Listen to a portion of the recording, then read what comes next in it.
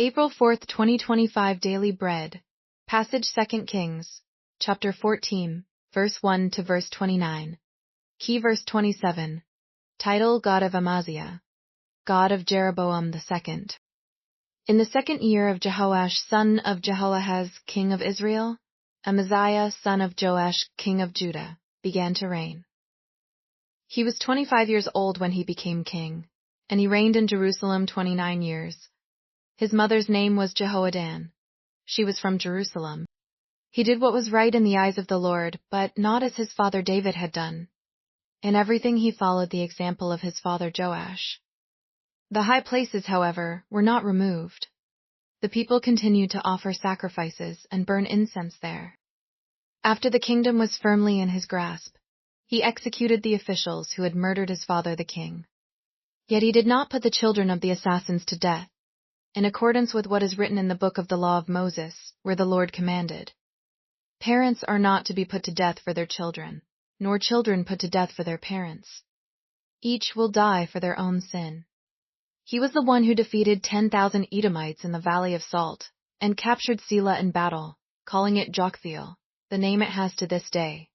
Then Amaziah sent messengers to Jehoash, son of Jehoahaz, the son of Jehu, king of Israel, with the challenge, "Come, let us face each other in battle." But Jehoash king of Israel replied to Amaziah king of Judah, "A thistle in Lebanon sent a message to a cedar in Lebanon. Give your daughter to my son in marriage." Then a wild beast in Lebanon came along and trampled the thistle underfoot. "You have indeed defeated Edom, and now you are arrogant. Glory in your victory, but stay at home. Why ask for trouble and cause your own downfall, and that of Judah also?" Amaziah, however, would not listen, so Jehoash king of Israel attacked. He and Amaziah king of Judah faced each other at Beth-shemesh in Judah. Judah was routed by Israel, and every man fled to his home. Jehoash king of Israel captured Amaziah king of Judah, the son of Joash, the son of Ahaziah, at Beth-shemesh. Then Jehoash went to Jerusalem and broke down the wall of Jerusalem from the Ephraim gate to the corner gate, a section about 400 cubits long. He took all the gold and silver, and all the articles found in the temple of the Lord, and in the treasuries of the royal palace. He also took hostages and returned to Samaria. As for the other events of the reign of Jehoash, what he did and his achievements, including his war against Amaziah king of Judah, are they not written in the book of the annals of the kings of Israel?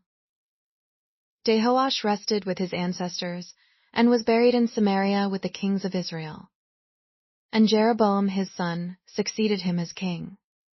Amaziah son of Joash, king of Judah, lived for 15 years, after the death of Jehoash son of Jehoahaz king of Israel. As for the other events of Amaziah's reign, are they not written in the book of the annals of the kings of Judah? They conspired against him in Jerusalem, and he fled to Lachish. But they sent men after him to Lachish and killed him there. He was brought back by horse and was buried in Jerusalem with his ancestors in the city of David. Then all the people of Judah took Azariah, who was 16 years old, and made him king in place of his father Amaziah. He was the one who rebuilt Elath and restored it to Judah after Amaziah rested with his ancestors. In the 15th year of Amaziah, son of Joash, king of Judah, Jeroboam, son of Jehoash, king of Israel, became king in Samaria, and he reigned 41 years. He did evil in the eyes of the Lord, and did not turn away from any of the sins of Jeroboam, son of Nebat, which he had caused Israel to commit. He was the one who restored the boundaries of Israel, from Lebo Hamath to the Dead Sea, in accordance with the word of the Lord, the God of Israel, spoken through his servant Jonah son of Amittai, the prophet from Gath-Hepher. The Lord had seen how bitterly everyone in Israel, whether slave or free, was suffering. There was no one to help them. And since the Lord had not said he would blot out the name of Israel from under heaven, he saved them by the hand of Jeroboam son of Jehoash. As for the other events of Jeroboam's reign, all he did, and his military achievements, including how he recovered for Israel both Damascus and Hamath, which had belonged to Judah, are they not written in the book of the annals of the kings of Israel?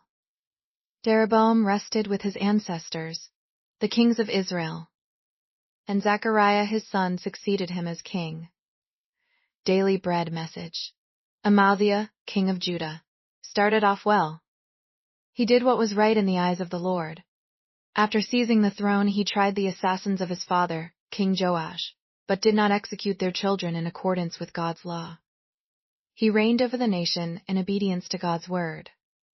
But after winning a war against a large army of Edomites, he was changed into a different man. He worshipped the Edomite idols and didn't listen to God's counsel. He became proud and challenged Jehoash, king of Israel, to fight a battle. Jehoash struck Amaziah and took him captive. Amaziah's downfall began when he turned away from God and his word. His godless pride led him to disgrace and ruin. In order to be faithful to God to the end, we are to hold on to God's word to the end humbly. Jeroboam II, king of Israel, reigned 41 years, making him the longest reigning king of the northern kingdom. He expanded his territory and achieved the political and economic success, yet he was spiritually wicked in God's eyes. God showed his covenantal mercy and faithfulness to Israel. Jeroboam's success was not due to his strength, but to God's faithfulness to his covenant. Prayer. Lord, my pride comes when I turn my heart from you and your word. Help me hold on to your word to the end humbly. One word.